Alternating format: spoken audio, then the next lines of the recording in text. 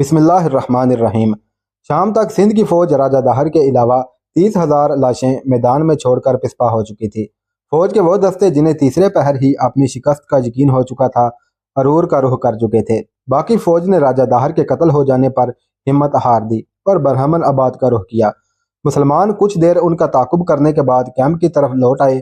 اس جنگ میں مسلمان زخمیوں اور شہیدوں کی تعداد 3,500 کے قریب تھی۔ سپاہی زخمیوں کو میدان سے اٹھا کر کتاروں میں لٹا رہے تھے اور محمد بن قاسم جراحوں کی جماعت کے ساتھ ان کی مرہم پٹی میں مصروف تھا۔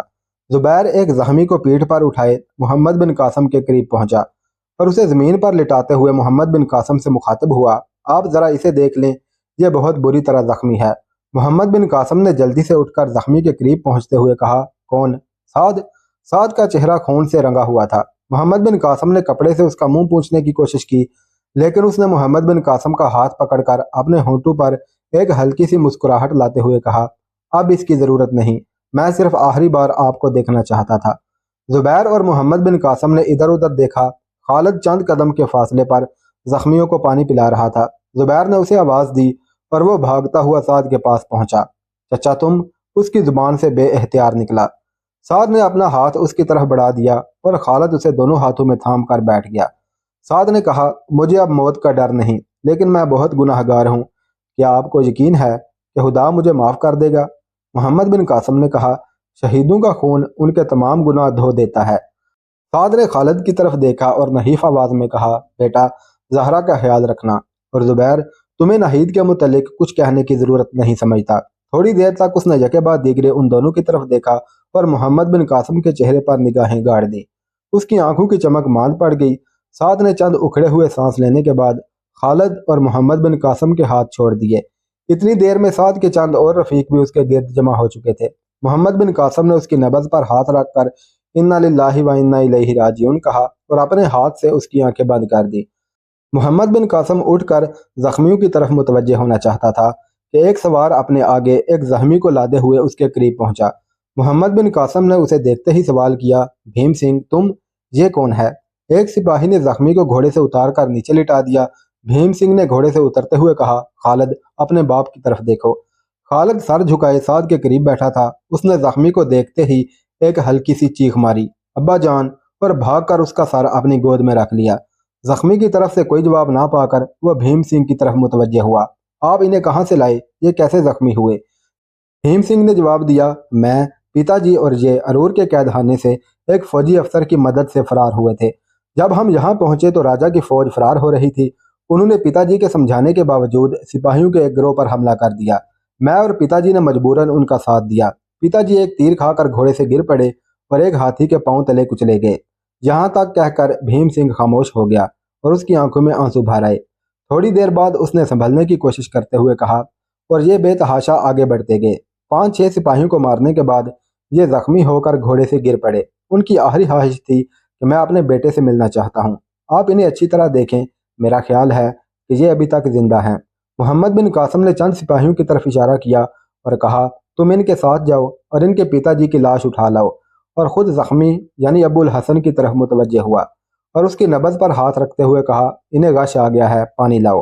ایک سپاہی نے اپنے مشکیزے سے پانی کا گلاس بھر کر پیش کیا اور محمد بن قاسم نے ابو الحسن کا منہ کھولتے ہوئے اسے پانی کے چند گھونٹ پلا دیے۔ ابو الحسن نے ہوش میں آ کر آنکھیں کھولیں، لیکن خالد کو پہچانتے ہی اس پر تھوڑی دیر کے لیے غشی طاری ہو گئی۔ اسے دوبارہ ہوش میں لانے کے بعد محمد بن قاسم نے اس کے سینے کے زخم کی مرہم پٹی کی۔ خالد سے ابو الحسن کا پہلا سوال یہ تھا، تمہاری امی کہاں ہے؟ وہ خالد گھبرا کر ادھر ادھر دیکھنے لگا۔ ابو الحسن نے اپنے چہرے پر ایک دردناک مسکراہٹ لاتے ہوئے کہا، بیٹا گھبراؤ نہیں، میں سمجھ گیا، وہ زندہ نہیں۔ ناہید کہاں ہے؟ خالد نے کہا، وہ دیبل میں ہے۔ ابو الحسن نے کہا، تو پھر تمہاری بیوی بھی وہیں ہوگی، کاش میں موت سے پہلے انہیں دیکھ سکتا، لیکن وہ بہت دور ہیں اور میں فقط چند گھڑیوں کا مہمان ہوں۔ محمد بن قاسم نے تسلی دیتے ہوئے کہا، آپ فکر نہ کریں، میں ابھی انہیں بلا بھیجتا ہوں، انشاءاللہ وہ ڈاک کے گھوڑوں پر پرسوں تک یہاں پہنچ جائیں گی۔ ابو الحسن نے احسان مندانہ نگاہوں سے محمد بن قاسم کی طرف دیکھتے ہوئے کہا، شکریہ، لیکن میں شاید پرسوں تک زندہ نہ رہوں۔ محمد بن قاسم نے جواب دیا، آپ کا زخم زیادہ خطرناک نہیں، اگر قدرت کو آپ کی ملاقات منظور ہے تو وہ ہو کر رہے گی۔ چوتھے روز طلوع آفتاب سے کچھ دیر بعد ابو الحسن کے بستر کے گرد محمد بن قاسم، خالد اور زبیر کے علاوہ ناہید اور زہرا بھی موجود تھیں۔ ناہید اور زہرا نے شام کے وقت اس جگہ پہنچنے کے بعد سفر میں تھکاوٹ سے چور ہونے کے باوجود زبیر اور خالد کی طرح ساری رات ابو الحسن کی تیمارداری میں کاٹی تھی۔ نزا سے کچھ دیر پہلے ناہید اور زہرا کی طرح خالد کی آنکھوں میں بھی آنسو دیکھ کر ابو الحسن نے کہا، بیٹا میں اپنے لیے اس سے بہتر موت کی دعا نہیں کر سکتا تھا۔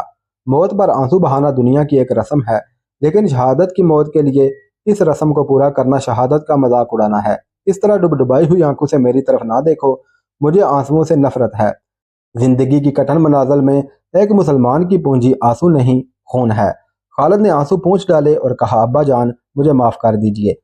دوپہر کے وقت ابو الحسن نے دائی اجل کو لبیک کہا۔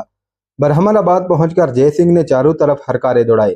راجہ داہر کی شکست سے پہلے ملتان سے لے کر راجپوتانہ تک کئی راجہ اور سردار اپنی اپنی افواج کے ساتھ اس کی مدد کے لیے روانہ ہو چکے تھے، لیکن نورون کی فتح کے بعد جب محمد بن قاسم نے برہمن آباد کا رخ کرنے کی بجائے سیون اور سوستان کی طرف پیش قدمی شروع کی تو انہیں یہ اطمینان ہو گیا کہ برہمن آباد کے قریب فیصلہ کن جنگ لڑنے کے لیے ابھی کافی وقت ہے۔ جون میں دریا بھی زوروں پر تھا اور کسی کو یہ امید نہ تھی کہ محمد بن قاسم اسے عبور کرنے کے لیے پانی اتر جانے کا انتظار نہیں کرے گا، اس لیے انہوں نے راستے کی منازل نہایت سکون و اطمینان سے طے کی۔ راجہ داہر کو بذات خود اپنے اندازے سے بہت پہلے محمد بن قاسم کے مقابلے میں صف آرا ہونا پڑا اور دور دراز سے آنے والے بہت کم مددگار وقت پر پہنچ سکے۔ سندھ کی افواج کی شکست اور اس سے زیادہ راجہ داہر کی موت کی غیر متوقع خبر نے ان میں سے اکثر کو بد دل کر دیا اور جے سنگھ کی مدد کے لیے برہمن آباد پہنچنے کی بجائے واپس ہونے لگے۔ جے سنگھ ان لوگوں کی مدد کے بھروسے پر ایک اور فیصلہ کن جنگ لڑنے کا ارادہ کر رہا تھا، چنانچہ اس نے یہ مشہور کر دیا کہ راجہ داہر مرا نہیں، وہ شکست کھانے کے بعد جنوبی ہند کے راجاؤں کی مدد حاصل کرنے کے لیے جا چکا ہے اور چند دنوں تک اپنے ساتھ ایک لشکر جرار لے کر برہمن آباد پہنچ جائے گا۔ جے سنگھ کے ہرکاروں نے مایوس ہو کر لوٹنے والے راجوں اور سرداروں کو یہ خبر سنائی تو وہ آخری فتح میں حصہ دار بننے کی امید پر یکے بعد دیگرے اس کے جھنڈے تلے جمع ہونے لگے۔ محمد بن قاسم کے پاس یہ خبریں پہنچی تو اس نے فوراً پیش قدمی کی۔ جے سنگھ کے جھنڈے تلے قریباً 50,000 سپاہی جمع ہو چکے تھے، اس لیے اس نے شہر سے باہر نکل کر محمد بن قاسم کا مقابلہ کیا۔ محمد بن قاسم کی فوج میں بھی سندھ کے عوام کے علاوہ کئی سردار شامل ہو چکے تھے، ان سرداروں کی قیادت بھیم سنگھ کے سپرد تھی۔ برہمن آباد کی دیواروں کے باہر گھمسان کا رن پڑا۔ جے سنگھ کے راجپوت ساتھی نہایت بہادری کے ساتھ لڑے اور سندھی سپاہی عربوں کے جھنڈے تلے اپنے ہم وطنوں کی ایک بڑی تعداد دیکھ کر بد دل ہو گئے۔ بھیم سنگھ کے بعض پرانے ساتھیوں نے اس کی آواز پر لبیک کہا اور جنگ شروع ہونے سے پہلے ہی مسلمانوں کی فوج کے ساتھ آ ملے۔ پھر بھی جے سنگھ کو نئے مددگاروں کی فوج کی تعداد پر بھروسہ تھا اور اس نے بہادری سے مقابلہ کیا۔ تیسرے پہر سندھی افواج کے پاؤں اکھڑ گئے اور جے سنگھ 20,000 لاشیں میدان میں چھوڑ کر جنوب کی طرف بھاگ نکلا۔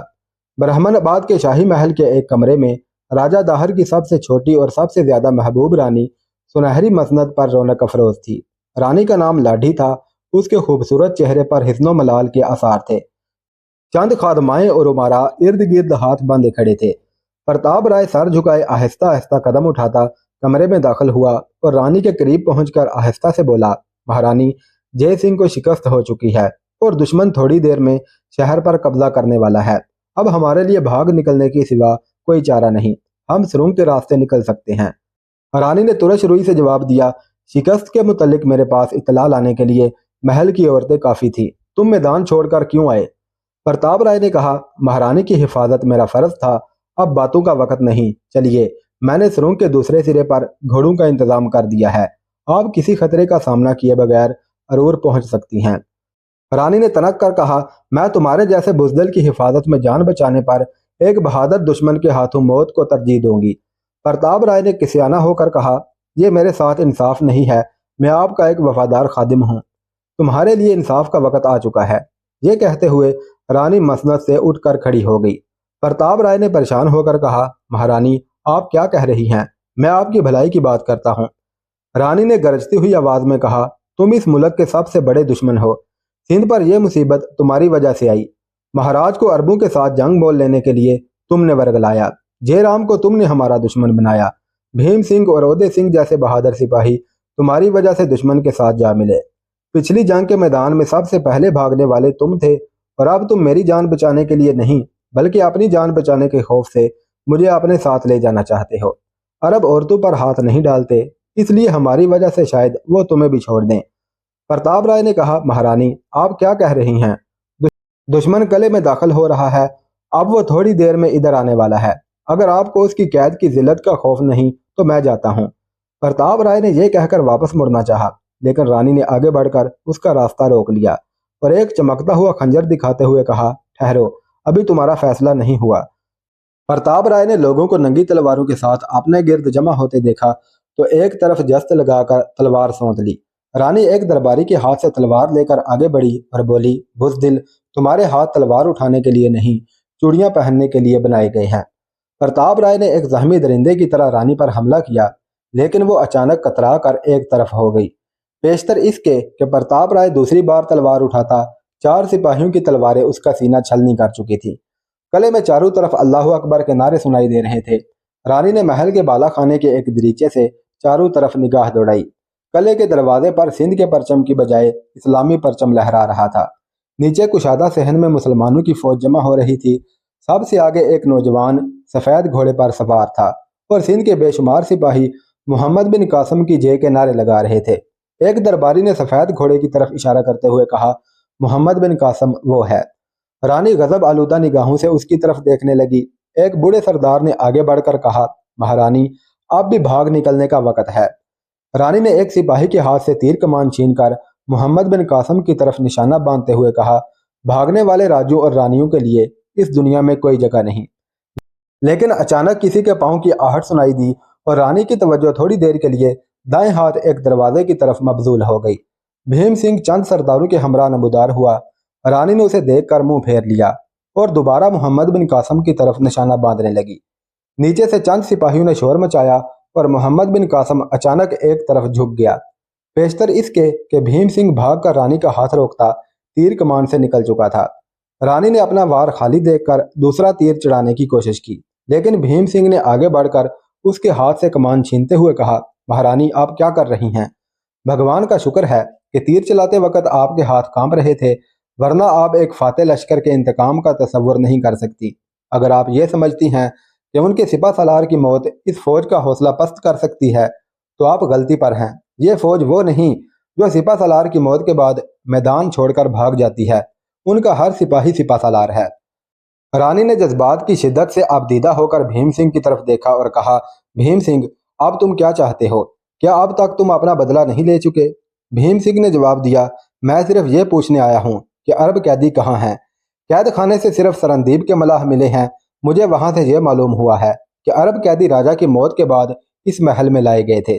मुझे यकीन है कि आपने उनके साथ कोई बुरा सलूक नहीं किया होगा, लेकिन मुझे पहरेदार ने बताया है कि प्रताप राय भी आपके पास है और मुझे डर है कि आपने कहीं उसके कहने में आकर उनके साथ कोई बदसलूकी ना की हो।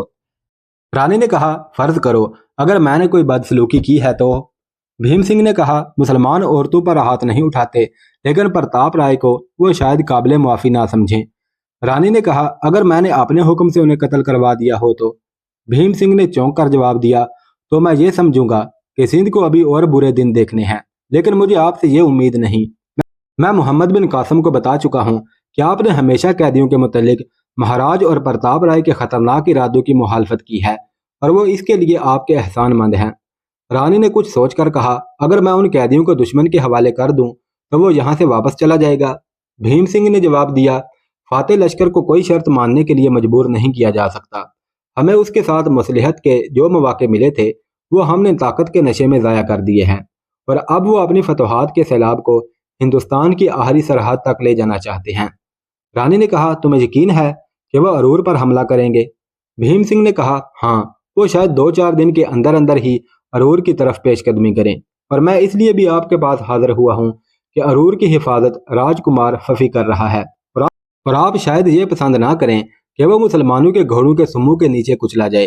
कैदियों को मोहम्मद बिन कासम के हवाले करके आप उसकी जान बख्शी करवा सकती हैं। उसके पास जिस कदर सिपाही होंगे उससे ज्यादा सिपाही अब मोहम्मद बिन कासम की फौज में सिंध से शामिल हो चुके हैं।